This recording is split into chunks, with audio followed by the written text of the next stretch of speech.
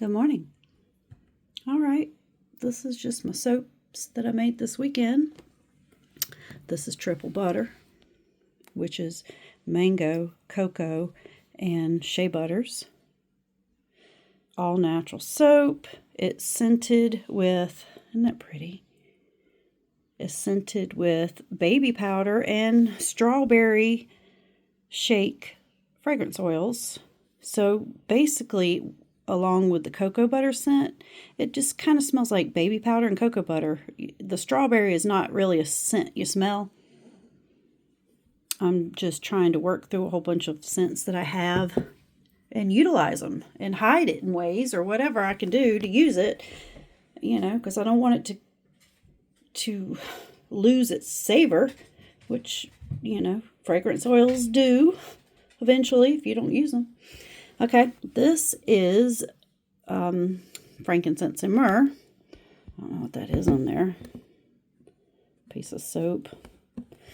Frankincense and myrrh, and it'll get darker. You can tell it's starting to turn darker. It'll get like a real dark tan color.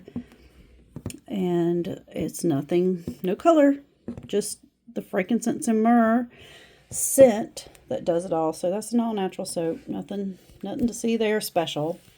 This one's pretty. This one's always pretty. This is like one of the prettiest soaps I make. Just the colors, all of it. It's pretty. And it's cucumber and cantaloupe sorbet. Hey. And it's scented with cucumber and cantaloupe fragrance oil and one called Doodlebug, which is that Doodlebug scent kind of smells like cream soda and candy, sugary candy. It smells good. So when you put it with the cucumber and cantaloupe, it's like cucumber and cantaloupe sorbet. It's got an ice creamy scent. It smells really good. It smells wonderful. I love it. This is clean cotton.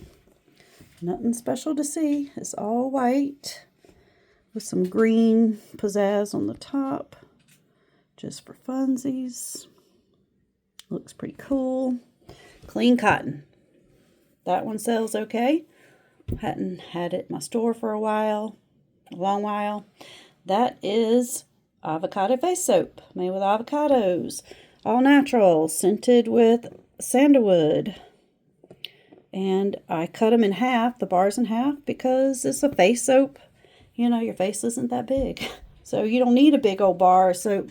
You don't want it to last 2 years. You want it to last 6 months or something, right? So yeah, avocado face soap. And my aquamarine blush, which did not turn out quite as good as I had hoped, as I had wanted it to, as it did the first time I made it. It's only the second time I've ever made it. So yeah, it didn't turn out quite as good as I had hoped, but it's okay. I don't hate it. I don't hate it. You see the little pieces of melt and pour, like right there, that kind of looks clear, that spot. And then you can see them there a little bit. Those are pieces of the melt and pour soap that makes it look like there's crystals inside of the soap. There's one or a few. So yeah, there's one. And it's literally just these pieces, those little soapy pieces there, that I added to the batter to make it look more like crystals, like inside the soap. Well, go down. Oh, well. Okay, so that's it. Aquamarine crystals that I carved out of melt and pour. I painted them, I carved them, and I did all the things, and then added the scraps around them to look like little crystals and inside the soap. And this one is scented. I also used fragrances to use up my fragrances. And honestly, I don't even remember what I used in this one. I just don't even remember. I know I used up all of my Sunshine and Breezes scent because I didn't have much of that. And I don't know. I can't even remember. I wrote it down, but at this point, I don't remember which one it was. It was like 3 different fragrances that I made a blend out of. It smells clean. It smells clean, and it's not fruity. It's not really fruity. It's a little clean and sweet, I guess would be a good way to put that. It smells good. It's very nice. Whatever the blend I did it well. So, I got a little news about my soap shop on Etsy.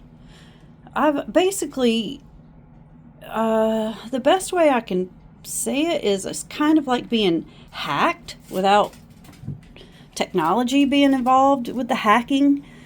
And what's happened is I have a woman who has basically, she's like buying out all my inventory. All of it. All of it. And that's not a good thing because she's selling it. And I have a good heart. I do. I have a really good heart. And she really upset me this weekend to the point to where I've thought about leaving Etsy. I've thought about all the things I could do to fix the problem, and I can't fix it because Etsy has limitations. They have limitations. And they're really messed up limitations. They're not limitations that are fair for the seller. And I don't understand it. I don't understand it. So if you create a code in Etsy, let's say you want to give out a discount code, and you create a code. And if you don't put an end date on that code, if you don't specifically put an end date, which I didn't. I did this when I first set up my store. So I never put an end date. I didn't know better, right? I just didn't know better. And now I have a woman that's taking advantage of me. So basically, if you've ordered from me before, you would have gotten an email that said, use this code to get a discount, 20% off. Which has been fine. That's been fine. I appreciate the business when people repeat their business. And I've honored the 20% discount. Totally honored it. I love it. I love doing it. Until now. So, I decided to run a sale in my store for the month of January. And that's for anyone and everybody. And I only put my soap on sale. I didn't put the tinctures on sale. And I just wanted to move some product. I was hoping to. Well, she cleaned me out because she got 20% off and then used the code and got 20% more off.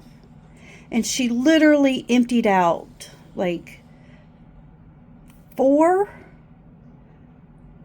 products, like bought every single one and then bought others too, multiples of others. But the ones that were the best deals, she emptied me out. And the ones that you can't find other places, she emptied me out. And that's not making me happy. And so I've done some drastic measures. First of all, I tried to get rid of the code. That's the limitation. You cannot stop it. All I can do is pause it, meaning that nobody else will get that code. But if you already have the code, you can't do anything to stop them from using it. Can't do it. So I did close my store for the weekend. I closed it so she wouldn't do it again. And then I cut the sale off that was supposed to last all month. So she can't do that again. But I can't get rid of my code that she's going to continue to use. So I'm about to blacklist her, basically, because I don't like it. I'd rather not have the sales. I'd rather not even have the business than to have somebody stealing my stuff, remarketing it, labeling it for their own store. And I know that's what she's doing. I know it. She buys my tinctures, she buys my soaps, and she buys in huge volumes. And to the point where I don't have product to sell on my own. And that's pissing me off, to be honest. Pisses me off.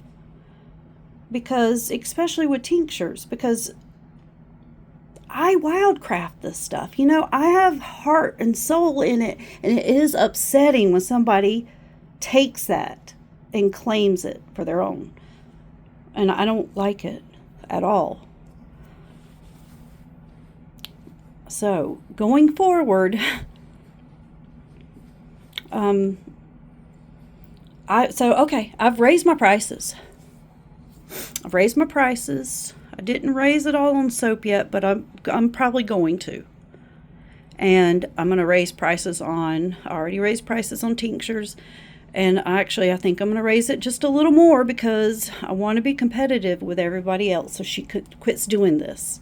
So my goal is I'm going to create a code. And if you're a friend of mine on YouTube, comment on this video and I'll give you the code. I'll send you the code so you can use it. And it's going to be, instead of 20%, I'm going to make it a 30% because I want my friends that like my store and like my products. I want them to be able to get a discount. I don't want this woman to get that discount. So I'm going to raise my prices and I'm going to give the people that want the 30% discount that I'm friends with to make up for it, because y'all are used to getting the 20%, but now that I'm going to raise my prices, I'll give you a 30% discount. But I'm not going to have it attached to an email that's being sent out. I'm just going to try to do this. I don't know, actually, if they have a limit, if there's something there. I'm not sure. This is confusing me. And I'm really upset about it to the point where I don't even want to screw with Etsy anymore. It's really upsetting when somebody's stealing your products and you can't do anything about it. That's my rant. Peace.